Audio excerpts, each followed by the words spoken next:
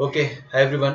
देखिए, कल मैंने आपको एक क्वेश्चन दिया था, यहीं से अपन स्टार्ट करते हैं। NC0 plus N+1 C1 N+2 C2 और ऐसे N+R CR तक अपने को जाना है ना। तो ये आपको सम निकालना है। काफ़ी आसान क्वेश्चन है ये। इसमें बस एक एक बहुत छोटा सा इंपॉर्टेंट स्टेप है, वो आपको समझ में आना चाहिए। उससे पहले मैं आपको ये बता देना चाहता हूँ कि NCR प्लस NCR+1, क्या आपको पता है ये क्या होता है? एनीवन? मेरे ख्याल से हर किसी को पता होगा ये, है ना। ऊपर अगर सेम है N और N और नीचे एक का डिफरेंस है, बस ओनली एक 1 का डिफरेंस, तो क्या करोगे? ऊपर वाले में +1 C, नीचे वाले में बड़ा नंबर कौन है? R, या R+1 में बड़ा कौन होगा? R+1 है। तो ऐसे करके अपन इसको याद रखते हैं, N+1 CR+1। भूलना नहीं है आपको ये। आज तो आपको याद है ये, लेकिन आप, मैं गारंटी दे रहा हूँ 6-7 महीने बाद आप भूल जाओगे। 6-7 महीने बाद आपको ऐसा फील होगा कि बाइनोमियल अपन ने पढ़ा ही नहीं है। बेटे, आपको नोटिफिकेशन आया है क्या टेस्ट का? आया है तो होगा, नहीं आया है तो नहीं होगा, सिंपल। ठीक है, तो मैं कंफर्म कर लूँगा एक बार। अच्छा, हर कोई आगे देखे। नहीं आया मैसेज तो फिर नहीं होगा, है ना। आगे देखिए, चलिए क्या लिखा है यहाँ पे? NC0 N+1 C1। यहाँ पर जो ऊपर वाला नंबर है ना, N और N+1, ये दोनों अलग अलग है। ये दोनों अगर सेम होता तो मजा आ जाता। क्यों? क्योंकि नीचे वाले में देखिए 0 और 1 एक का डिफरेंस है। नीचे बहुत अच्छे से सब कुछ सेट है, ऊपर सेट नहीं है। ऊपर N+1 और N+1 होता अगर, तो मजा आ जाता। मैं आपको एक बात बताऊं, ये जो NC0 लिखा है ना, NC0 का वैल्यू क्या होता है? 1। NC0 का वैल्यू क्या होता है? 1। और मेरे को यहाँ पर लग रहा है काश यहाँ पर N+1 होता तो मजा आ जाता। तो आप यहाँ पे N+1 C0 भी लिख दोगे ना, तो भी कोई फर्क नहीं पड़ेगा, क्योंकि N+1 C0 लिख दिया अगर आपने, तो पहले यहाँ पर क्या, मन की आंखों से देखो, ये क्या लिखा है? 1, है ना। क्या लिखा है? 1, और अभी भी 1 ही लिखा है। तो आप NC0 लिखो या N+1 0 लिखो, फर्क पड़ता है क्या? नहीं पड़ता है। N+1 C0 लिखने से अपना फायदा हो जाएगा, बस N+1 C0 लिखने से अपना फायदा हो जाएगा, क्योंकि अगला टर्म N+1 C1 है ना। उसके अगला N+2 C2 है, और उसके लास्ट वाला जो टर्म है N+R CR है। तो मैंने क्या करा, ये वाला NC0 जो था, इसको मैंने N+1 C0 लिख दिया ना। इसको कहते हैं शाणा बनना। अपन ने शाणा बन के ऐसा लिख दिया, बहुत तेज तर्रार दिमाग लगा के हमने ऐसा लिख दिया। NC0 को N+1 C0 लिख दिया, क्योंकि दोनों 1 ही है अल्टीमेटली। तो कुछ भी लिखो, और ये लिखने से अपना फायदा है। अभी देखो क्या हो गया, अभी ये एकदम मस्त आइडेंटिटी लग जाएगी वो येलो बॉक्स में जो लिखी है, क्योंकि इसमें N+1 और ऊपर सेम और नीचे एक का डिफरेंस है। तो फाइनल आंसर क्या हो जाएगा? इधर देखिए, इन दोनों का कंबाइंड आंसर हो जाएगा। ऊपर वाले में अपन क्या करते हैं? +1। तो N+1 में +1 करेंगे तो क्या आ जाएगा? N+1 that is N+2। और नीचे वाले में बड़ा नंबर कौन है? 0 और 1 में 1 है। ठीक है, और आगे क्या लिखा हुआ था? N+2 C2। उसके आगे क्या रहा होगा? Definitely N+3 C3। और लास्ट में क्या होगा? N+R CR। ठीक है।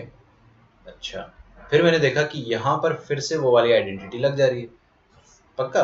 देखिए ना, ऊपर देखिए क्या है, दोनों में N+2, यहाँ पर भी और यहाँ पर भी N+2, दोनों सेम है, और नीचे 1 और 2, अरे एक का डिफरेंस है। तो इसका फाइनल आंसर क्या हो जाएगा? ऊपर वाले में +1, तो N+2 + 1 दैट इज N+3, और नीचे वाले में बड़ा नंबर क्या है? N+3 C2। ये आ जाएगा आपका आंसर। नीचे वाले में 2 बड़ा आंसर है ना। अच्छा, आगे क्या लिखा है? N+3 C3। उसके आगे क्या रहा होगा? N+4 C4, N+R CR। ये हो जाएगा। अभी इन दोनों में देखिए क्या हो जाएगा। फिर से देखा अपन ने, ऊपर वाले में N+3 सेम है, तो उस पर एक ज्यादा कर दिया और नीचे वाले में बढ़ा ले लिया। बस अपन अब समझ गए, अपन अब गधे नहीं है, हम समझ गए कि ये सिलसिला लास्ट तक चलेगा। ठीक है, बट अपने को एक अंदाजा लगाना है कि लास्ट में क्या हुआ होगा, है ना। तो लास्ट स्टेप में क्या होगा वो अपने को समझना है। अब अगर आप थोड़ा सा ध्यान से सुनोगे तो ये क्वेश्चन एकदम दो कौड़ी का है। देखो, जब अपन ने शुरुआत की दो टर्म्स को, सिर्फ दो टर्म्स को ऐड किया था, सिर्फ दो टर्म्स को, अभी तो अपने पास ज्यादा टर्म्स है, बट मान लीजिए दो टर्म्स होती, तो आपके पास आंसर क्या आ रहा था? N+2 C2। ठीक है, N+2 C2 दो टर्म्स होती तो सिर्फ यही आंसर आता, आगे कुछ होता ही नहीं। लेकिन तीन टर्म्स है, अगर मान लीजिए ये तीन टर्म्स होती तो आपके पास इन तीनों का सम क्या आता? ये आता। अरे सोच के देखो ना, क्योंकि इन दोनों का सम तो ये है, फिर इसका और इसका सम, मतलब ये फर्स्ट टू हो गई और ये थर्ड, इन दोनों का सम क्या रहा है n+3। समझ में आ रहा है ना अपने को? हाँ, तो एक्चुअली मेरे को एक चीज समझ में आया कि 3 टर्म्स होती तो सम ये होता, 4 टर्म्स होती तो सम ये होता। समझ में आ रहा है? अच्छा, अभी टोटल टर्म्स कितनी है वो अपने को देखना पड़ेगा। क्या आप मुझे बता सकते हैं टोटल नंबर ऑफ टर्म्स कितनी है? मेरे घर की काम वाली बाई बता देगी। देखो 0, 1, 2 से लेकर r। अभी 1 से लेकर r कितने नंबर हो जाते हैं? r, और एक 0 भी है तो r+1। टोटल टर्म्स कितनी बेटे? r+1। समझ में आ रहा है ना? जितनी टोटल टर्म्स कितनी? r+1। और मैंने आपको बताया 2 टर्म्स के सम में n+2 आ रहा है, 3 टर्म्स के सम में n+3 आ रहा है, शुरुआत के 4 टर्म्स के सम में n+4 आ रहा है। आगे भी कुछ ना कुछ होगा, बट टोटल टर्म्स कितनी है अपने पास? r+1। तो टोटल टर्म्स r+1। ठीक है, तो जितने टर्म्स है उतना नंबर यहाँ पर आ जाएगा। तो फाइनल आंसर होगा n plus total number of terms that is n+r+1। और नीचे क्या आ रहा है देखिए, 3 टर्म्स है तो नीचे 3 आ रहा है, 2 टर्म्स है तो नीचे 2 आ रहा है, 1 टर्म्स का सम है। ठीक है ना?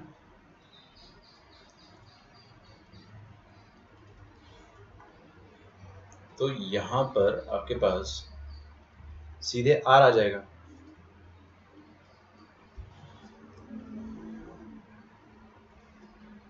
हाँ, n+r+1 आएगा। अगर n+3c2 कैसे आया यार? एक तो सुन लिया करो, इतना शांति से मैं बता रहा हूँ यार। वैसे ही आया जैसे n+2c1 आया है ना? फिर चलो बता देता हूँ स्टार्टिंग से, देख लो भाई, है ना? फिर से देख लो। देखो, इसलिए मैं बोलता हूँ ध्यान से सुनो। मैं ऐसी बकवास करने के लिए नहीं बोलता हूँ कि ध्यान से सुनो। आप ध्यान से सुना करो, आपका 2 सेकंड के लिए ध्यान हट जाएगा, फिर मेरे को दोबारा वो चीज़ स्टार्टिंग से बतानी पड़ेगी। उसमें क्या टाइम वेस्ट होता है, ऐसे अपना सिलेबस ना हो ही नहीं पाएगा।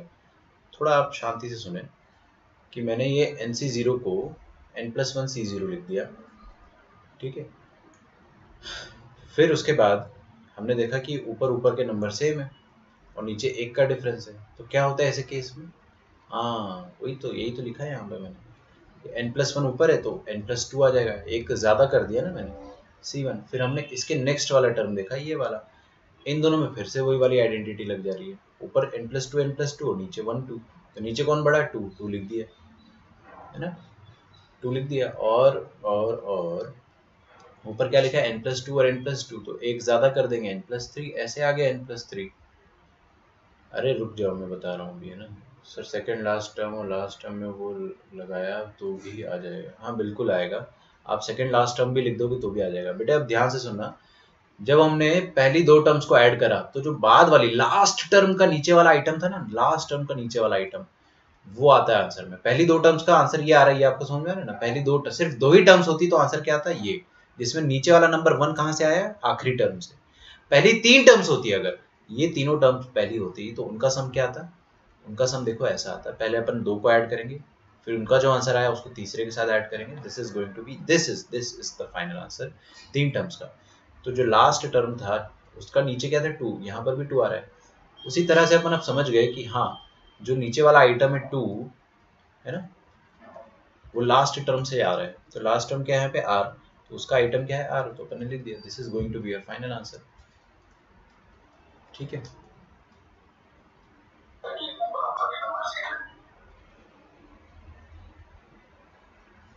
आसान क्वेश्चन है, बहुत मुश्किल नहीं है क्वेश्चन। क्वेश्चन तो आसान है, लेकिन आप थोड़ा सा शांति से सुनेंगे तो समझ में आ जाएगा आपको। क्वेश्चन में r+1 होना चाहिए। नहीं नहीं, ऐसा जरूरी थोड़ी भाई, नहीं है तो क्या करें? क्वेश्चन इज करेक्ट, कोई दिक्कत नहीं है भाई। अपने को पता है कि जो लास्ट वाला टर्म है उसका उसका नंबर यहाँ पे आता है नीचे। जैसे 3 टर्म्स का सम में क्या आ रहा है? नीचे 3 आ रहा है, क्योंकि वो जो लास्ट टर्म था, थर्ड टर्म था, उसमें 3 लिखा हुआ है, इसलिए यहाँ पे 3 है ना? अगर अपन 4 टर्म्स, शुरुआत के 4 टर्म्स का सम करते तो नीचे 4 आता। उसी तरह से अपन ने देखा कि जो लास्ट टर्म है इट डिसाइड्स द नीचे वाला पार्ट। ये तो यार थोड़ा सा ऑब्जर्वेशन है ना? आप लोग बहुत छोटी छोटी चीज़ का बहुत बड़ा बवाल बना देते हो, इतना लोड मत करो। बहुत आसान क्वेश्चन है वो, बस फर्स्ट स्टेप सिर्फ,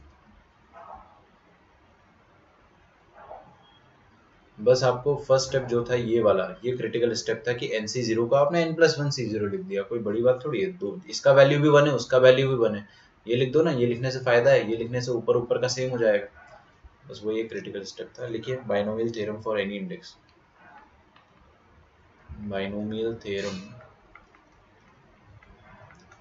फॉर एनी इंडेक्स।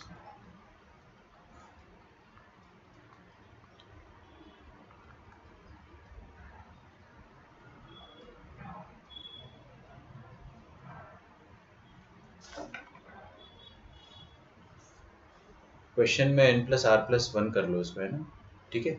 मैंने गलती से लिख दिया होगा n plus are plus one है, आई जस्ट चेक्ड, यहाँ पर n plus are plus one ही लिखा था, मतलब कल जो मैंने किया था उसमें गलती से n plus are minus one लिख दिया होगा, ठीक है। यहाँ पे n plus are plus one आएगा, जस्ट करेक्ट इट, ओके। मेरे पास n plus are plus one ही लिखा है, गलती से प्रिंटिंग मिस्टेक हो गई। आगे बढ़े, चलिए देखिए binomial theorem for any index, ठीक है। कोई भी इंडेक्स, आज वो दिन आ गया है, कौन सा दिन आ गया, जब अपन इंडेक्स कुछ भी उठपटांग लेने लग गए। जैसे कल अपन अगर इंडेक्स 10 ले रहे थे तो अपने को इसका एक्सपेंशन आता है, कितने टर्म्स आएंगे इसमें, 1 प्लस एक्स की पावर 10 में कितने टर्म्स आएंगे, 11 टर्म्स, फाइनाइट टर्म्स, है ना, फाइनाइट टर्म्स है, 11 टर्म्स आएंगे। अगर ये 10 की जगह मान लीजिए 1/10 होता तो इसमें जो नंबर ऑफ टर्म्स आते हैं वो इनफाइनाइट हो जाते, पहली बात। तो आपको एक समझ में आया कि इंडेक्स अगर उठपटांग आ गया तो नंबर ऑफ टर्म्स इनफाइनाइट हो जाएंगे, और उनका एक्सपेंशन क्या होगा वो मैं लिखने जा रहा हूँ, ठीक है। तो एक्सपेंशन आपको डायरेक्टली मैं बताऊंगा विदाउट एनी प्रूफ, क्योंकि इसका प्रूफ रिक्वायर्ड है भी नहीं अपने को। चलिए सबसे पहला एक्सपेंशन है 1 प्लस एक्स की पावर में। अच्छा एक बात देखिए ना, हाँ प्रणव, उसको चेंज कर दिया अपने, n plus are plus one कर दिया, ठीक है। आप लोग यार,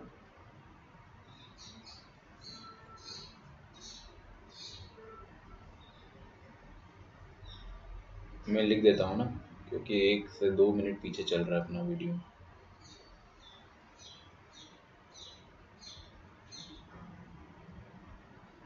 okay. Any index n belongs to the set of rational number, है ना, यहाँ पे n एक रैशनल नंबर है। तो अब 1 प्लस एक्स की पावर में अगर कोई भी उठपटांग इंडेक्स आ जाता है, जैसे 2/3 या 1/3 या 5/3 या 3/5, एनीथिंग, तो वो एक रैशनल नंबर ही कहलाएगा ना, क्योंकि any number in the form of p/q is a rational number, है ना, होगा तो रैशनल नंबर। अच्छा एक बात है इसमें कि mod x must be less than 1, mod x must be less than 1, -1 होगा ही नहीं ना प्रणव, जब मैं बोल रहा हूं वहां पे +1 कर दो तो -1 होगा ही नहीं, समझ रहे हो ना। -1 गलती से लिख दे भाई, गलती हो गई मेरे से, ठीक है। कितने बार बोलूं मैं, -1 वहां पे होगा ही नहीं। आप जो चीज नहीं हो सकती उस चीज के पीछे क्यों परेशान हो रहे हो, जब मैंने बोल दिया +1 है उसको आप करेक्ट कर लो, कितना मुश्किल बात बोल दिया मैंने, बताइए, है ना। मैंने उसको क्रॉस चेक भी कर लिया, बस क्वेश्चन गलत लिख दिया था मैंने, ठीक है। सॉल्यूशन इज एब्सोल्युटली फाइन, थोड़ा सा ध्यान रखो इन सब चीज़ों का, छोटी छोटी बातों में परेशान हो रहे हो, पता नहीं -1 निकाल के क्या कर लेंगे, ऐसे आप है ना जबरदस्ती परेशान ना होइए। चलिए binomial theorem for any index, कोई भी इंडेक्स हो, बस mod x लेस देन 1 होना चाहिए। mod x लेस देन 1 का मतलब अपन समझते ना, mod x लेस देन 1 का मतलब ये होता है कि x must be a very very very small number, या x must be A fractional number, तभी ये एक्सपेंशन वैलिड होता है। अगर x छोटा नंबर है तो, x बड़ा नंबर है तो अपन ये वाला एक्सपेंशन नहीं लगाएंगे, उस केस में अपन पढ़ते ही नहीं है,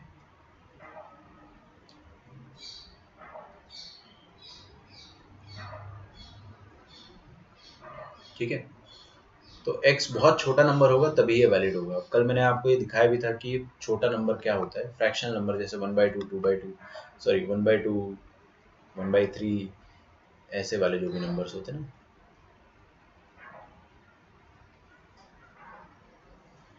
ठीक है। प्रणव यार तुम हाथ धो के पीछे पड़ गए हो उसके, अरे भाई क्वेश्चन गलत लिख दिया था भाई, मेरे गलती हो गई मेरे से, ठीक है। मैंने क्वेश्चन गलत लिख दिया था, मेरे से गलती हो गई, बोल तो रहा हूँ मैं, उसको करेक्ट कर लो, कितनी बड़ी बात बोल रहा हूँ, ठीक है। तो इस चीज़ का आप ध्यान रखें कि अगर mod x लेस देन 1 होता है, इसका मतलब क्या होता है, x is very small, small मतलब 0.5 0.6 0.7 इस टाइप का नंबर है x, ठीक है, तो उस केस में अपने पास 4 तरह के एक्सपेंशन आएंगे, वो चारों एक्सपेंशन में लिख देता हूँ। पहला एक्सपेंशन आएगा कि 1 प्लस एक्स की पावर में n, है ना, जो सिंपल अपन ने पढ़ा था जब अपना इंडेक्स इंटीग्रल होता था। तब अपन ने कैसा एक्सपेंशन पढ़ा था, उसमें टोटल n+1 टर्म्स आती थी, nc0 इंटू एक्स की पावर 0, nc1 इंटू एक्स की पावर 1। ठीक है, पूरा फ्लो तोड़ देते हो यार। हाँ भाई देखो, ऐसा होगा। यहाँ पर एक्सपेंशन कुछ और होगा, मेरे से पूछने मत लग जाना कि सर ऐसा क्यों होगा, मैं बता रहा हूँ कि ऐसा होगा, उसको अपने को याद रखना पड़ेगा, है ना। अनफॉर्चुनेटली हमें इसको याद रखना पड़ेगा। अच्छा, तो देखिए 1 प्लस आगे क्या आएगा वो मैं बता दे रहा हूँ, कैसे आया वो मैं नहीं बता रहा हूँ, क्योंकि मैंने आपको ये भी नहीं बताया कि कैसे आया। nc0 कैसे आया था, x की पावर 0, nc1 x की पावर 1, इसका भी कहाँ मैंने आपको प्रूफ बताया था। इसका कोई प्रूफ है ही नहीं भाई, डायरेक्ट रिजल्ट बताया, क्योंकि वही अपने को पढ़ना है। प्रूफ पढ़ के क्या करेंगे अपन। ठीक है, आगे देखेंगे। तो सेकेंड टर्म, फर्स्ट टर्म आती है nx, मतलब सेकेंड टर्म आती है nx, और थर्ड टर्म आती है n into n minus 1 upon 2 factorial into x square plus n into n minus 1। Next term ये होगा n minus 2 divided by 3 factorial into X cube. अब आगे अपन सारे टर्म्स लिख सकते हैं। आपको एक बात बताऊं, बहुत इंटरेस्टिंग सा रिजल्ट है, पता नहीं आप लोग इसको नोटिस कर भी लेंगे तो कितने दिन याद रख पाएंगे। जब इंडेक्स ऊट पटांग हो जाता है ना, इंडेक्स अगर ऊट पटांग हो जाता है तो आपके पास इनफाइनाइट टर्म्स आती है। पहले कितने टर्म्स आते थे, n+1, पहले n+1 टर्म्स आते थे, लेकिन अब वो कब होता था, जब इंडेक्स आपका नेचुरल नंबर हो, इंटीजर हो, है ना, पॉजिटिव इंटीजर हो। अभी ऐसा नहीं है, अभी आपका इंडेक्स जो है वो एक रैशनल नंबर कुछ भी हो सकता है ना, 2/3, 5/3, 1/2, 7/2, इस तरह का नंबर है। तो उस केस में एक्सपेंशन ये होता है, और उसमें इनफाइनाइट टर्म्स आते हैं। कितने टर्म्स आते हैं, इनफाइनाइट टर्म्स आते हैं। मतलब ये हो गया कि x की पावर 1, x की पावर 2, x की पावर 3, 4, 5, 6, x की पावर 100 भी आएगी, x की पावर 1000 भी आएगी, x की पावर 10,000 भी आएगी, x की पावर 1 करोड़ भी आएगी, x की पावर 10 करोड़ भी आएगी, बहुत चलता चला जाएगा। ठीक है, तो इसमें इनफाइनाइट पावर्स आती है। ऑल्दो आपको सारी पावर्स नहीं पूछी जाएगी, आपको काम का ही चीज पूछा जाएगा। तो ये फर्स्ट वाला एक्सपेंशन है, this is very very very important. Second expansion होता है 1 प्लस एक्स की पावर माइनस n।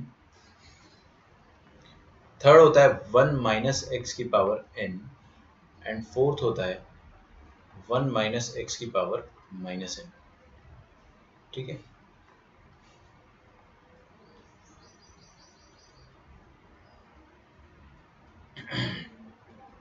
आप लोग कमेंट करने से बेहतर है कि ज़्यादा यहाँ पे ध्यान दें। कमेंट आप उतना ही करें जितना रिक्वायर्ड हो, आप आंसर्स दे और अपने डाउट्स पूछे बस। ठीक है, क्योंकि अपन इसको फिर मीट में करेंगे तो ज़्यादा बेहतर होगा, फिर आप वहीं पे बोल दोगे, बात खत्म हो जाएगी। इसमें थोड़ा लैग भी करता है, उसमें लैग नहीं करता है, तो वो भी हो जाएगा विद टाइम। अभी just for the sake of recording अपन यहाँ पर कर रहे हैं, वरना रिकॉर्डिंग बनती नहीं है उधर। चलिए देखो भाई, ये बड़ा आसान है। अब अगर यहाँ पर माइनस n आ गया, इसका मतलब क्या होगा कि पावर जो है,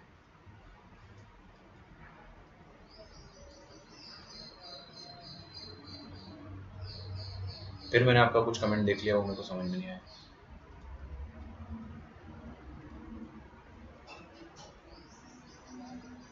देखो एनसीआर का फॉर्मेट नहीं है एग्जैक्टली, थोड़ा सा अलग फॉर्मेट है, आप ध्यान से देखो।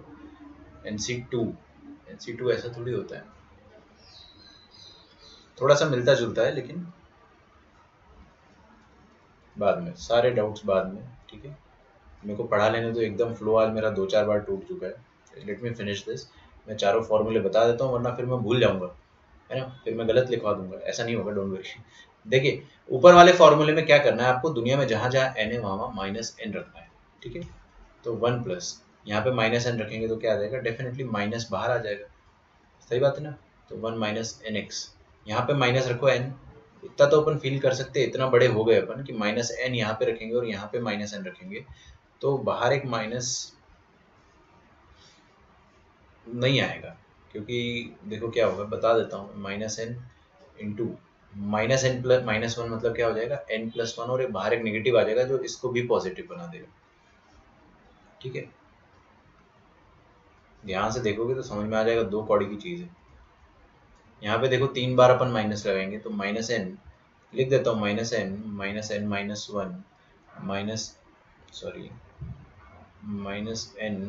-2। तो आप यहाँ से माइनस कॉमन लोगे, यहाँ से माइनस कॉमन लोगे, तो क्या आ जाएगा n+1 n+2, और वो दोनों माइनस आपस में प्लस हो गए, एक माइनस बेचारा अकेला पड़ गया, तो अगला टर्म नेगेटिव आएगा, है ना। तो ये आ जाएगा n+1 n+2 by 3 factorial into X cube. ठीक है, अब इसके बाद अपन गधे नहीं है, अपन लिख लेंगे बाकी सारी टर्म्स।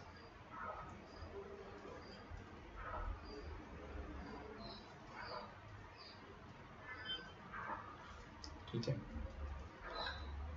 आगे देखते हैं। हाँ भाई देखो इधर क्या है, 1 माइनस एक्स की पावर n, सब कुछ इससे ही करना, सब कुछ आपको इसी से करना है। ये वाला आप याद रखिए, 1 plus N X plus N N minus 1/2 factorial X square N N minus 1 N minus 2 by 3 factorial X cube. समझ में आ रहा है। अब इसमें देखो सेकंड वाले में क्या था, n की जगह माइनस एन, थर्ड वाले में क्या हो जाएगा, x की जगह माइनस एक्स रखना है अपने को। तो दुनिया में जहाँ जहाँ x है, इसमें देखना ध्यान से ना, इसमें मत सब्स्टिट्यूट कर देना। ये तो वैसे भी अपन ने फर्स्ट वाले का ही कुछ पार्ट लिखा है। तो दुनिया में जहाँ जहाँ x है वहाँ क्या रखेंगे अपन, माइनस एक्स। तो 1 माइनस एन एक्स, यहाँ माइनस एक्स रखोगे कुछ फर्क पड़ेगा, बिल्कुल नहीं पड़ेगा। तो plus N N minus 1 by 2 factorial minus X का होल स्क्वायर, तो एक्स स्क्वायर हो जाएगा। यहाँ पे क्या हो जाएगा, ये तो पूरा आइटम सेम रहेगा, बस यहाँ पे माइनस एक्स क्यूब आ जाएगा। और माइनस एक्स क्यूब आ जाएगा अगर, है ना, माइनस एक्स क्यूब आ जाएगा तो माइनस बाहर आ जाएगा। तो N into N minus 1 into N minus 2 divided by 3 factorial into X cube. समझ गए ना, टिल इन्फिनिटी। ये होता है एक्सपेंशन का। कौन सा एक्सपेंशन, जब कोफिशिएंट रैशनल हो, जब कोएफिशिएंट रैशनल हो उसका एक्सपेंशन ही होता है।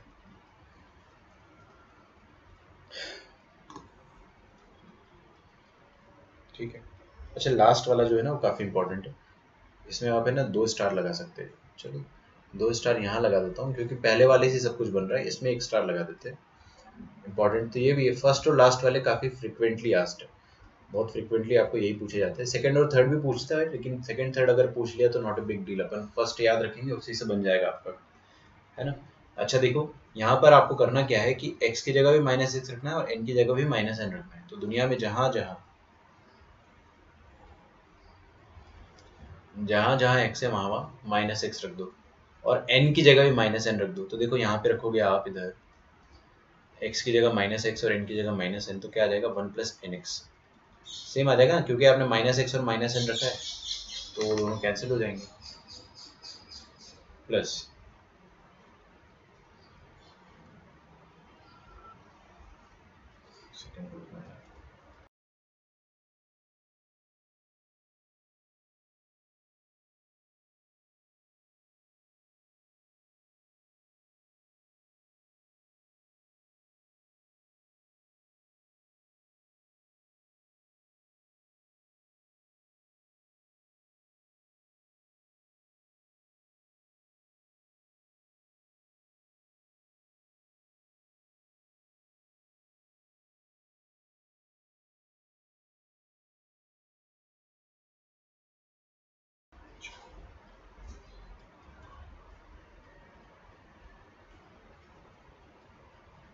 सॉरी, हाँ भाई कहाँ थे अपन, x की जगह माइनस एक्स रख देंगे तो ये तो सेम रहेगा, n की जगह माइनस एन रखेंगे तो क्या आ जाएगा आपके पास, n N plus 1 by 2 factorial into x square. यहाँ पे रखें माइनस एन की जगह, एन की जगह माइनस रख देंगे तो क्या आ जाएगा आपके पास, एक माइनस बाहर आ जाएगा। सॉरी फर्स्ट वाले में ही करना चाहिए था मुझे ये काम। फर्स्ट वाले में आप एन की जगह माइनस एन रख दिए तो minus N N plus 1 N plus 2, एक माइनस बाहर आया, फील हुआ सबको, फील होना चाहिए। दिमाग नहीं लगाओगे तो कैसे क्लियर करोगे, थोड़ा तो दिमाग लगाओ। और यहाँ पे क्या करेंगे अपन, एक्स क्यूब की जगह माइनस एक्स लगा देंगे, तो एक और माइनस बाहर आएगा, वो दोनों माइनस फिर से प्लस बन जाएंगे। तो अल्टीमेटली सब कुछ प्लस रहेगा और अंदर भी सब कुछ प्लस रहेगा, N N plus 1 N plus 2 upon 3 factorial, ठीक है, इंटू एक्स क्यूब। बस इसके बाद अपन गधे नहीं, अपन सारे टर्म्स लिख लेंगे, है ना। लिखो यहाँ तक आप, ये 4 बहुत बहुत बहुत बहुत ज़्यादा इंपॉर्टेंट एक्सपेंशन है।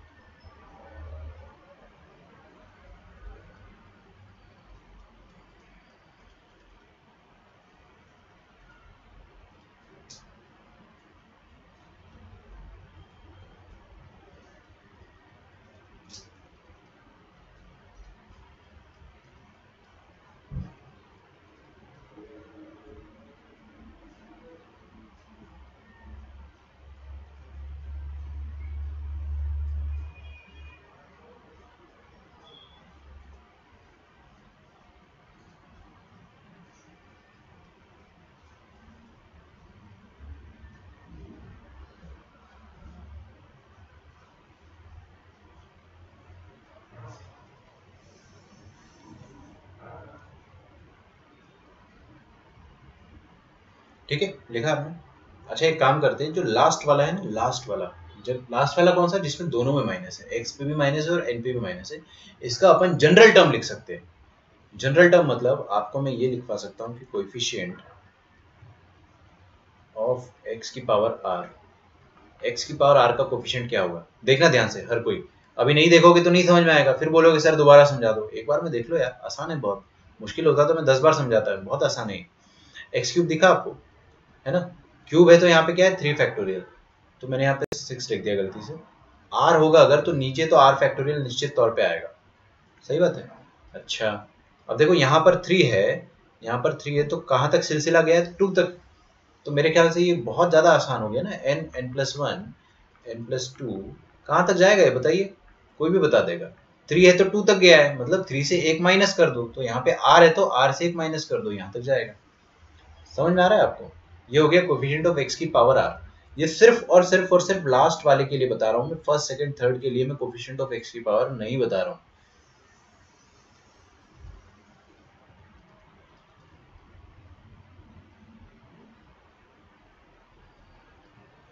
ये ले भाई प्रणव, देख लो, है ना, तुम थोड़ा सा पीछे चल रहे हो आज, आराम से देख लो।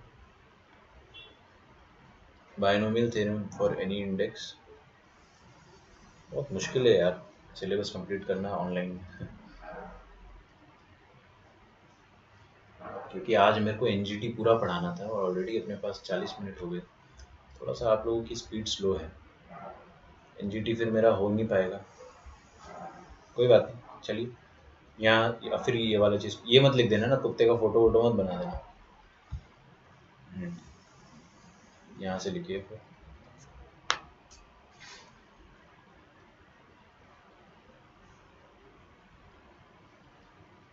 लिख लिया आपने। हाँ अब अपन लिख लेना, थोड़ा सा नीचे तो कर ही लेता हूँ मैं इसको, क्योंकि इतना तो लिख लिया होगा ना, बहुत देर से स्क्रीन में लिखा हुआ है ये, मैंने 2-4 सेकंड मतलब पूरा 1-2 मिनट का मैंने ब्रेक भी दिया था आपको लिखने के लिए, ये लिख लिया होगा आपने। अच्छा ये एक्स की पावर आर का कोफिशिएंट आया किसमें, सिर्फ और सिर्फ आखिरी वाले में ना, फोर्थ वाले में। फर्स्ट सेकंड थर्ड के लिए मैंने नहीं लिखा ये चीज, हम फोर्थ वाले में हमेशा जब भी एक्स की पावर 4 पूछा जाएगा तो अपन लिख देंगे, या एक्स की पावर 5 या एक्स की पावर 6 या एक्स की पावर आर, कुछ भी पूछा जाएगा तो वी कैन इजीली राइट। ठीक है। अच्छा अब एक चीज और देखो, मैं इसको ना थोड़ा सा और रोमांचक बनाता हूँ। रोमांचक पता है आपको क्या होता है, देखो ये क्या है ना, डिक्रीज इंक्रीजिंग नंबर है सारे, एन, फिर उससे एक बड़ा नंबर, फिर उससे एक बड़ा नंबर, फिर लास्ट में n plus are minus one गया है। ठीक है, मैं क्या करता हूँ,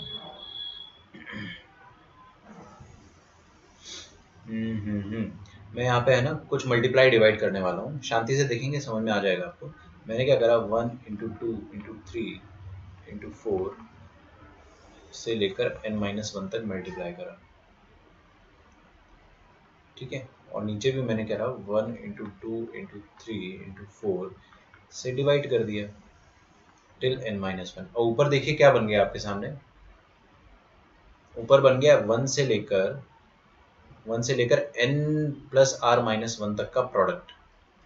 दिख रहा है आपको, मैं फील करा देता हूँ ना, अगर आप उटपटांग हरकतें करोगे, बोर्ड स्क्रीन में नहीं देखोगे, लिखोगे और बाद में पूछोगे तो समझ में नहीं आएगा। ध्यान से देखो, पहले 1 2 3 4 5 6 से लेके n-1 दिखा आपको यहाँ तक, n-1 के तुरंत बाद फिर आ गया n+1, अभी तक प्रोडक्ट चल रहा है n+2, n+2 के बाद n+3 हो गया, n+4, n+5, n+6, n+r-1। तो कहाँ तक का कंटिन्यूड प्रोडक्ट लिखा है न्यूमरेटर में, यहाँ तक का, है ना, जो लास्ट नंबर है वहां तक का कंटिन्यूड प्रोडक्ट लिखा हुआ है। ठीक है, तो अगर वहां तक का कंटिन्यूड प्रोडक्ट लिखा है तो क्या हो जाएगा, उस नंबर का फैक्टोरियल लिखा हुआ है बेसिकली, है ना, उस नंबर का फैक्टोरियल ऊपर लिखा हुआ है, और नीचे क्या लिखा हुआ है, नीचे लिखा हुआ है आर का फैक्टोरियल, और यहाँ पर क्या लिखा है, 1 से लेकर n-1 तक का प्रोडक्ट, मतलब n-1 का फैक्टोरियल। ये हो जाएगा कोएफिशिएंट ऑफ एक्स की पावर आर।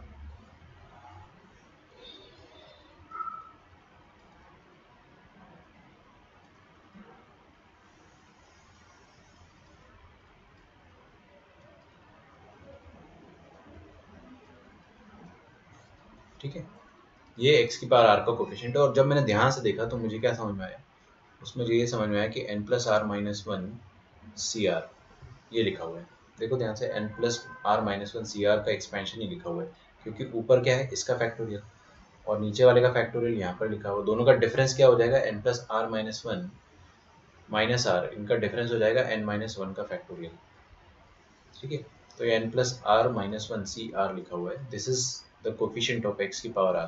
x की पावर r का कोफिशिएंट अगर लिखेंगे अपन तो वही आ जाएगा। ये सिर्फ लास्ट वाले एक्सपेंशन में जब अपने पास दोनों नेगेटिव रहेंगे ना तब के लिए। ठीक है, कोई बात नहीं, अपना मंडे से 1.5 आवर्स का लेक्चर होगा और वो ज़्यादा बेहतर होगा, अपन उसको गूगल मीट में कर लेंगे। अभी मैं नहीं कर पा रहा हूँ गूगल मीट में, क्योंकि पता ही है आप लोगों को रीज़न, तो इसमें थोड़ा सा लैगिंग होता है। 1 घंटे की क्लास हो सकती है बहुत सफिशिएंट, अगर मैं कमेंट्स ना देखूँ तो। ठीक है, लेकिन कोई बात नहीं, आप लोग लिखे, अपन कोशिश करेंगे। अपन धीरे धीरे ही पढ़ते हैं, अपनी स्पीड कभी भी ऐसा लगा कि मैं सुपर फास्ट पढ़ा रहा हूँ आपको, ऐसा नहीं है कि मैं पढ़ा नहीं सकता हूँ, लेकिन हम धीरे ही पढ़ते हैं हमेशा। चलिए एक क्वेश्चन करते हैं, फाइंड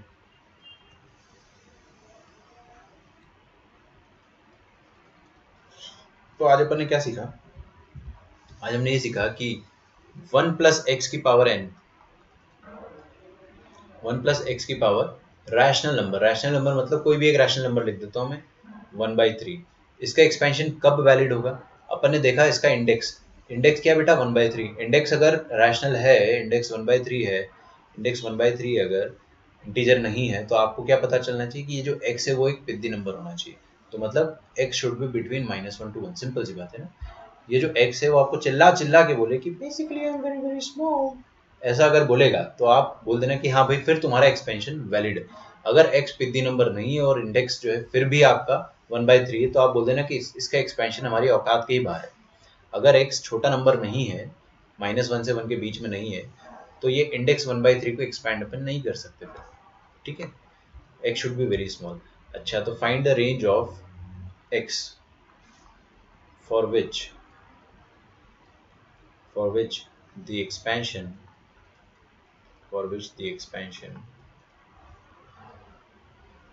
of 8 plus x की पावर 4/3 is valid।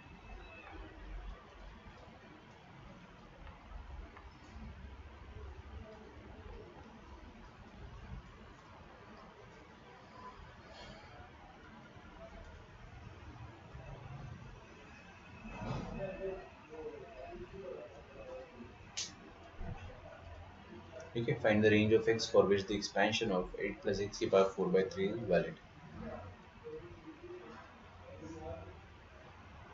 देखो हमने क्या बोला, कि 8 प्लस एक्स तो यहाँ पे लिखा हुआ है, पावर में क्या है 4/3, पावर देखा अपन ने आइला नॉट एन इंटीजर,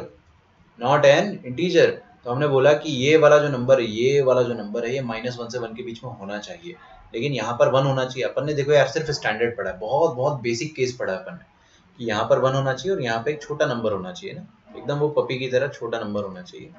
तो हमने बोला कि पहले यहाँ पर है ना 1 बना लेते। 1 बनाने के लिए अपन ने 8 को जबरदस्ती कॉमन लिया।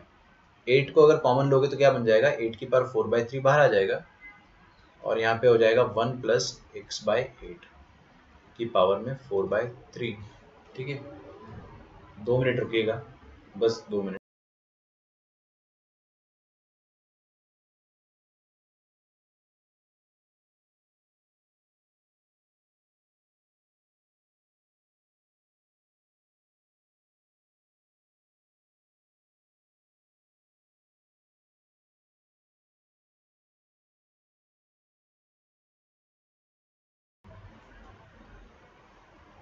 ठीक है, हाँ भाई, तो अब अपने पास पता चला कि ये एक्सपेंशन, ये तो क्या है, ये तो नंबर है ना, ये तो एक नंबर है, इसका कोई लोड थोड़ी लेना है। ये नंबर तो आपका 8 की पावर 4/3 है, दैट इज 16 लिखा हुआ है ना, अगर आप मन की आंखों से देखो 16 लिखा है बाहर, उससे मेरे को कोई लोड नहीं है। लेकिन ये जो x/8 है ना, ये अब ये 1 आ गया यहाँ पे, तो इसका भी अब टेंशन खत्म, बस ये वाला number should be a very small number, मतलब -1 से 1 के बीच में होना चाहिए। अगर ये -1 से 1 के बीच में हुआ तो ही ये एक्सपेंशन वैलिड है। इसका मतलब x should be between -8 to +8, ये आपका आंसर आना चाहिए। या आपको ज्यादा स्टाइलिश लैंग्वेज में लिखना है तो आप लिख देंगे x बिलोंग्स टू -8 to +8। सही बात है।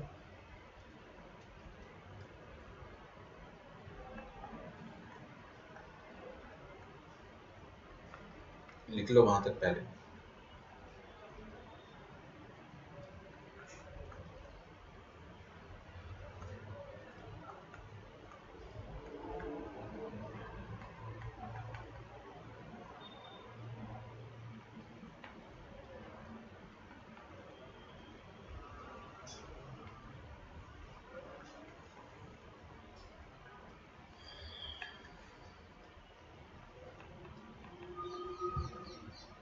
-8 से लेकर 8, -1 से 1 वाला आंसर ना दे आप, वो सबसे बड़ी गलती हो जाएगी।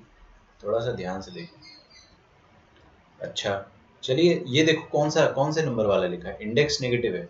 बेटे यहाँ देखो तो सही, थोड़ा सा दिमाग लगाओ ना, यहाँ इंडेक्स नेगेटिव है सिर्फ, इधर तो पॉजिटिव है। मेरे ख्याल से दूसरा वाला है, ये वाला है ना, ये वाला। क्या इसका जनरल टर्म लिखना मैंने आपको बताया था? नहीं नहीं नहीं नहीं नहीं सर, ऐसा क्या बोल रहे हो, जनरल टर्म तो मैंने सिर्फ फोर्थ वाले का लिख के बताया आपको। तो फोर्थ वाला मतलब दोनों नेगेटिव आता है तो क्वेश्चन दो कौड़ी का हो जाता है। लेकिन अगर अगर आपको इन पे सेकंड और थर्ड वाले पे क्वेश्चन देता है या फर्स्ट वाले पे देता है तो आपको दिमाग लगाना है। क्या आप दिमाग लगाने के लिए तैयार है? बिल्कुल तैयार है।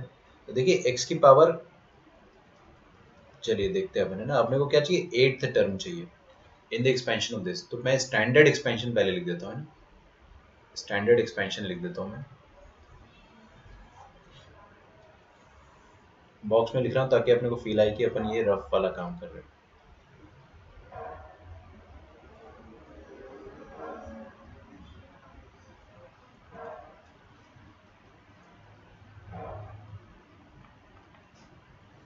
स्टैंडर्ड एक्सपेंशन,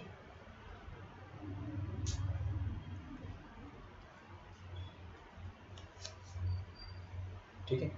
स्टैंडर्ड एक्सपेंशन ये हो जाएगा 1 + x की पावर में -n, ये हो जाता है 1 + nx। 1 + nx तो याद होना ही चाहिए आपको, तो 1 - nx हो जाएगा। ओके,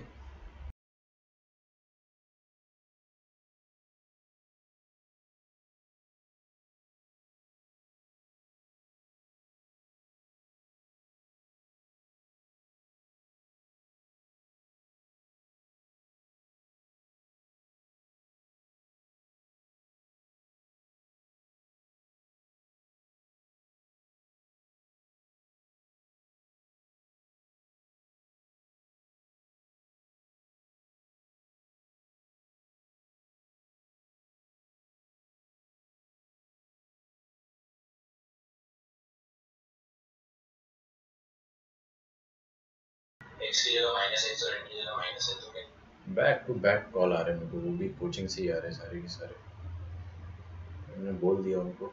चलिए कोई बात नहीं। 1 - nx, अगला टर्म क्या था आपके पास? तो लिखा हुआ एक्सपेंशन, मेरे पास लिखा हुआ नहीं है। n+1/2 ठीक है। और उसका अगला क्या होता था, -n × n+1 × n+2 अगला क्या होगा, प्लस, है ना। इत्मीनान से देखेंगे, ये वाला एक्सपेंशन लिखा है मैंने,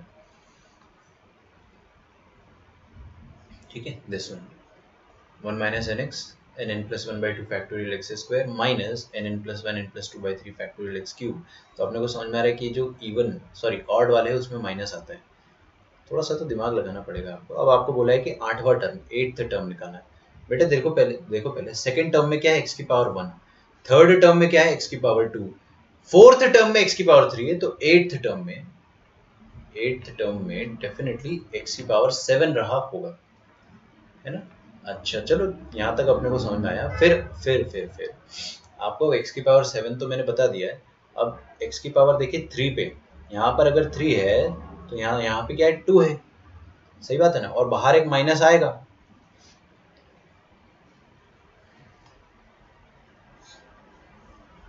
बाहर एक माइनस आएगा, तो सेवेंथ टर्म में एक माइनस तो बाहर आएगा। हम क्या लिख देंगे, n+7 तक लिखेंगे पूरा।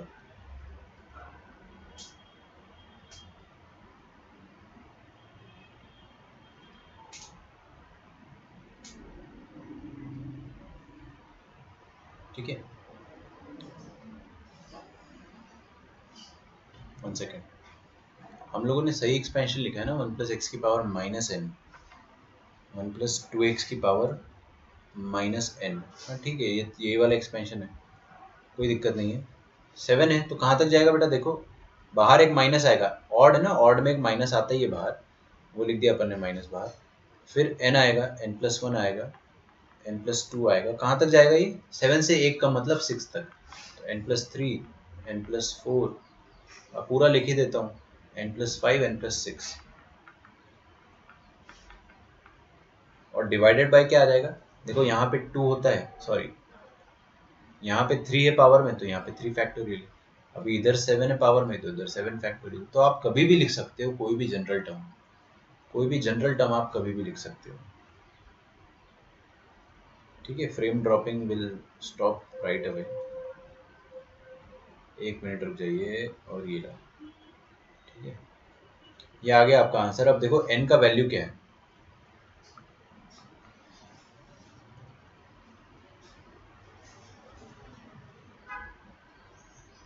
n का वैल्यू क्या है, n का वैल्यू मतलब इंडेक्स, यहाँ पर इंडेक्स क्या है, -12, -12 मत लिखना आप, है ना, हाफ लिखना सिर्फ, उसका रीज़न भी अपने को पता चल ही जाएगा, बता ही देता हूँ मैं, रुक जाओ, और कुछ, दैट्स इट।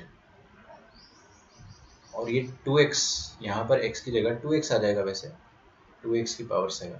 देखो मैं आपको समझाना चाह रहा हूँ एक चीज़, शांति से समझा रहा हूँ, इसलिए शांति से समझना।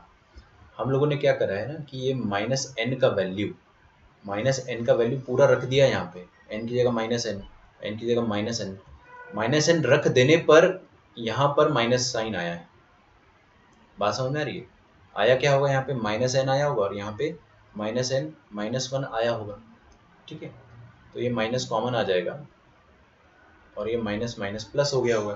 तो अपन ने n का वैल्यू नेगेटिव साइन के साथ रख कर ये फॉर्मूला बनाया, तो आपको दोबारा n का वैल्यू नेगेटिव साइन के साथ यहाँ पे नहीं रखना है, अब आप पॉजिटिव साइन के साथ रख दो, समझ में आ रहा है ना, अरे भाई -n मैं पूरा का पूरा पुट करने पर ये पूरा मेरे पास टर्म आया है, -n रखने पर, है ना, तो अपन ने n का वैल्यू नेगेटिव रखकर फॉर्मूला बना दिया ऑलरेडी, तो आप n का वैल्यू नेगेटिव ना रखें, क्योंकि अपन ने नेगेटिव ऑलरेडी रख दिया फॉर्मूला बनाते वक्त, तो नेगेटिव ऑलरेडी रख दिया, तो सिर्फ n का वैल्यू रखो। अगर आपको ज़्यादा ही मिर्ची लग रही है तो आप क्या करें, ये वाला फॉर्मूला यूज़ करें, फर्स्ट वाला फॉर्मूला यूज़ करें, उसमें n का वैल्यू और x का वैल्यू सब कुछ साइन के साथ रख दो, है ना, बट यहाँ पर अपन ने नेगेटिव रख कर ही फॉर्मूला बनाया है, तो why should we put negative again, बहुत सीधी सी बात है, बट लेकिन समझाने में थोड़ा जोर लगता है ये चीज़, कि आप ये छोटी सी चीज़ का ध्यान रखें। तो जस्ट पुट n का वैल्यू यहाँ पर हाफ रखें, क्योंकि माइनस हम पहले ही रख चुके फॉर्मूला बनाते वक्त, तो n का वैल्यू हाफ रखेंगे, तो हाफ, हाफ प्लस 1, दुनिया में जहाँ जहाँ n है वहाँ हाफ रख दो, हाफ प्लस 2, हाफ प्लस 3, है ना, हाफ प्लस 4 से लेकर, अच्छा ये काफ़ी लंबा जाएगा, हाफ प्लस 5 और half plus 6 divided by 7 factorial, ये हो जाएगा 2x⁻7। ये आपका फाइनल आंसर है। अब इसको गधों की तरह कैलकुलेट करना तो पड़ेगा, मजबूरी भी तो एक नाम की चीज़ होती। तो देखो क्या करेंगे, minus half into half plus 1 करेंगे, क्या हो जाएगा 3/2, हाफ प्लस 2 करेंगे कितना हो जाएगा 5/2, कोई फड़फड़ाहट तो नहीं हो रही ना, 7/2, 2 3 6 + 1 7, बस अपन अब गधे नहीं है, अब सीधे 9/2 देखो ना, और फिर 11/2, और लास्ट वाला क्या होगा 2 6 12 + 1 13/2, okay, divided by 7 factorial into 2x⁻7, ठीक है। अच्छा ये देखो नीचे 2 कितने बार है, 1 2 3 4 5 6 7, 7 दफे 2 है, तो 2⁻7 आएगा, और यहाँ पर भी एक 2⁻7 आएगा, समझ में आ रहा, तो वो कट जाएगा ना, बस जो कट गया उसका कट गया, उसको अब दूर रहने दो। 1 3 5 7 9 11 13 डिवाइडेड बाय 7 का फैक्टोरियल, ये आपका फाइनल आंसर होगा, this is going to into x⁻7। x की पावर 7 का कोफिशिएंट ये होगा, ठीक है। कोई दिक्कत किसी को नहीं होनी चाहिए।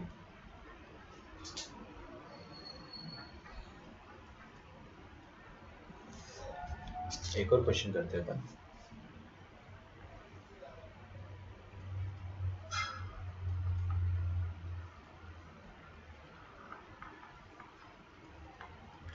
Find the coefficient of x की power 100 in 3 minus 5x into 1 minus x की power -2। हाँ, इसको आप मल्टीप्लाई करेंगे तो कुछ बड़ा नंबर आएगा। आई वोंट बी सरप्राइज्ड अगर जेईई आपसे एक्सपेक्ट करता है कि आप ये मल्टीप्लाई करो, because they have been doing it since past 5 years। Paper को लेंदी बनाने का इससे बेहतर तरीका थोड़ी मिलेगा। क्वेश्चन आसान लेकिन कैलकुलेशन मुश्किल, यही आजकल चल रहा ट्रेंड है ना। आई वोंट बी सरप्राइज्ड कि वो आपसे एक्सपेक्ट करे कि आप पेशेंस दिखा के, कामनेस दिखा के इसको मल्टीप्लाई भी करें, ठीक है। बट स्टिल देखिए 7 फैक्टोरियल, अगर आपको लिखना है 7 फैक्टोरियल तो आप लिख सकते हो ना, 1 इंटू 2 इंटू ऐसे करके 7 तक का प्रोडक्ट आ जाएगा, 5 इंटू 6 इंटू 7। अब काटा पिटी जो होगी सो होगी, उससे अपने को कोई मतलब नहीं है। चलिए find the coefficient of x की पावर 100। देखो x की पावर 100 का कोफिशिएंट आपको इससे निकालना है। तो सबसे पहले आप फिर एक स्टेप बस देख लो स्क्रीन पे, बाकी फिर आपको खुद बन जाएगा सब चीज़ों। तो देखो क्या आ जाएगा यहाँ पे, 3 इंटू ये पूरा नंबर, तो 3 इंटू 1 माइनस एक्स की पावर -2 और minus 5x into 1 minus x की पावर अगेन -2।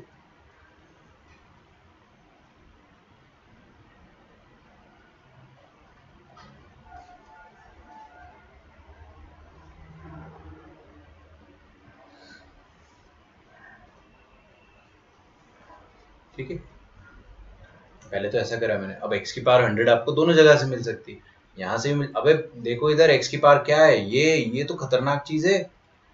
माइनस मतलब नेगेटिव, नेगेटिव मतलब not an integer, not an integer मतलब कितने टर्म्स आएंगे, इनफाइनाइट टर्म्स। x की पावर 100 तो दूर की बात है, x की पावर 1000 भी मिलेगा यहाँ से तो बेटे, x की पावर 100 तो बहुत छोटी बात है, 1000 भी मिलेगा, 10,000 भी मिलेगा, 1 लाख 2 लाख 3 लाख 10 लाख सब मिलेगा यहाँ पे। तो आपको एक चीज समझना है कि ये अब आपका खेल बिगाड़ चुका है। अब आपका खेल जो है वो उसमें आ चुका है ना, एनी इंडेक्स में आ चुका है। एनी इंडेक्स के लिए देखो अपन देखेंगे सबसे पहले यहाँ भी नेगेटिव यहाँ भी नेगेटिव, अरे वाह, दोनों नेगेटिव का फॉर्मूला अपने को पता है।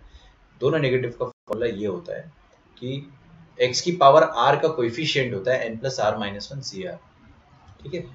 तो यहाँ से अपने को x की पावर 100 का कोएफिशिएंट ढूंढना है, और यहाँ से 5x लिखा है ऑलरेडी, तो x की पावर 1 तो पहले से अवेलेबल है, बस x की पावर 99 का जुगाड़ कर लो आप। x की पावर 99 का कुछ ना कुछ कोएफिशिएंट होगा, बस उससे ही मतलब है, पूरा मत लिखना है। ऐसे लिखने को तो यहाँ पर लिखने को तो इनफाइनाइट टर्म्स आएगी, बट अपने को सिर्फ x की पावर 99 से मतलब है। तो कोएफिशिएंट 1 सेकंड है ना, हैंग हो गया।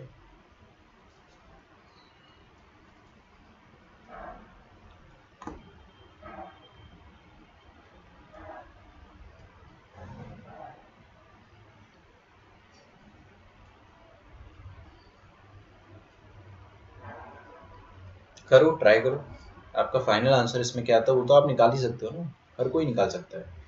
आपसे जेई में ही पूछ लिया तो कोई बहुत बड़ी बात नहीं है।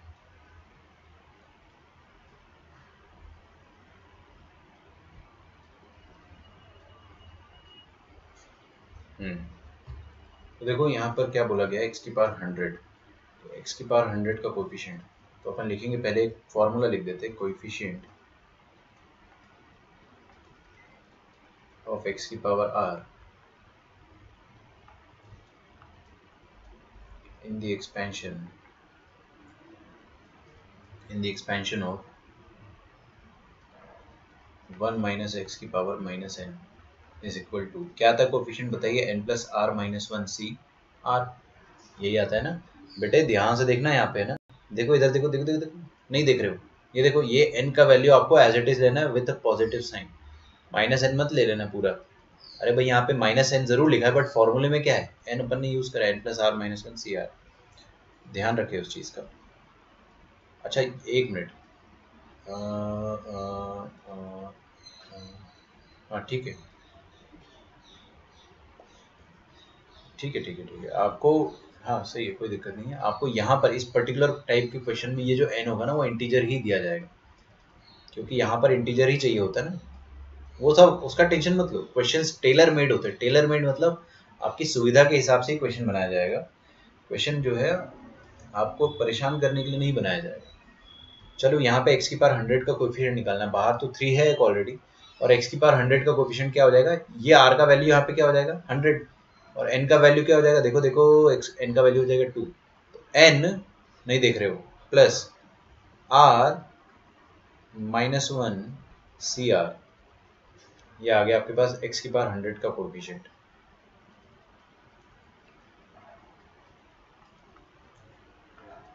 ठीक है, हाँ भाई आगे बढ़ेंगे अभी अपन।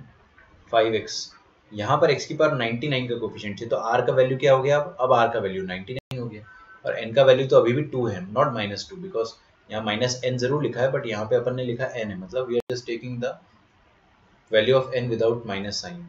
तो n का वैल्यू हो जाएगा 2 प्लस r -1 cr x की पावर 99, और x की पावर 1 पहले से अवेलेबल है ना, तो अपना 99 से काम चल जाएगा। फाइनल आंसर विल बी 3, कितना हो जाएगा 102 -1 101 c 100 x की पावर 100 माइनस 5 इंटू, यहाँ पे कितना हो जाएगा ये 101 -1 100 c 99, और x की पावर 100 आ गया। ये आपका फाइनल आंसर है, बट इसमें भी देखिए क्या होगा, 101 c 100 कितना हो जाएगा 101, सॉरी माइनस, अब तक तो आंसर किसी को टाइप कर देना था। 100 c 99 कितना हो जाएगा 100 अगेन, तो ठीक है इंटू x की पावर 100, ये आपका फाइनल आंसर। तो 303 - 500,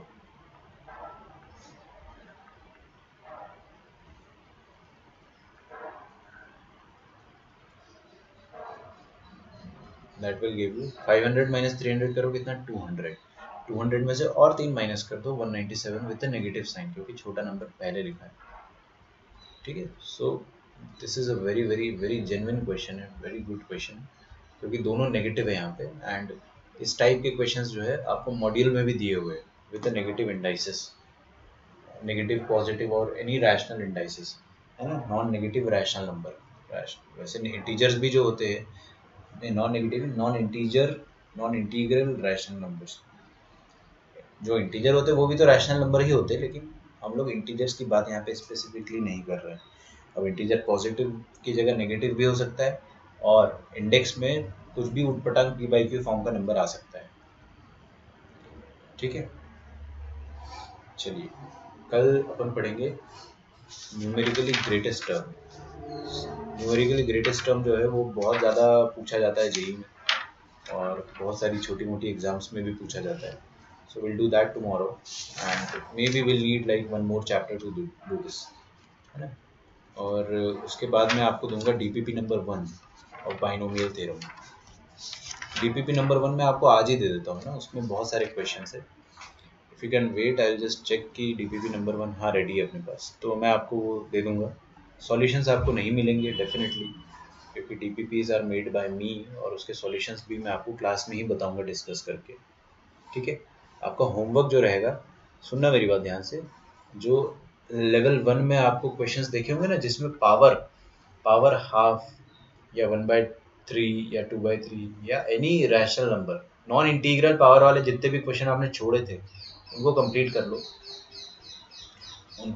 लो, और लेवल 2 ऑफ मैथमेटिकल रीजनिंग का लेवल 2 आप कंप्लीट कर लेंगे। ठीक है, ये चेक करूंगा मैं मंडे को हर किसी के पास। हाँ वो नहीं जमेंगे ना, जब पढ़ा ही नहीं तो कहाँ से जमेंगे अभी, तो उसका आप लोड ना लें। एनजीटी अपन करेंगे, धीरे से करेंगे, उसके लिए अपने को लगेगा टाइम थोड़ा सा। सो विल नीड लाइक, अब मेरा टारगेट होता है 6th लेक्चर में एनजीटी हो जाना चाहिए, बट क्योंकि अपने पास थोड़ा सा ब्रेक्स आ गए थे तो अपन रुक के पढ़ेंगे, है ना। चलिए आपका डाउट जो है विवेक मेरे को मेल कर दो, है ना, क्योंकि मेरे पास आज जो है टाइम है नहीं, अभी मुझे वाकड़ सेंटर जाना है किसी काम से। बट आप यहाँ पे टाइप करके रख दो, अगर हुआ तो मैं यहीं पे रिप्लाई कर दूंगा, है ना। ठीक है, चलिए, then I will see you tomorrow.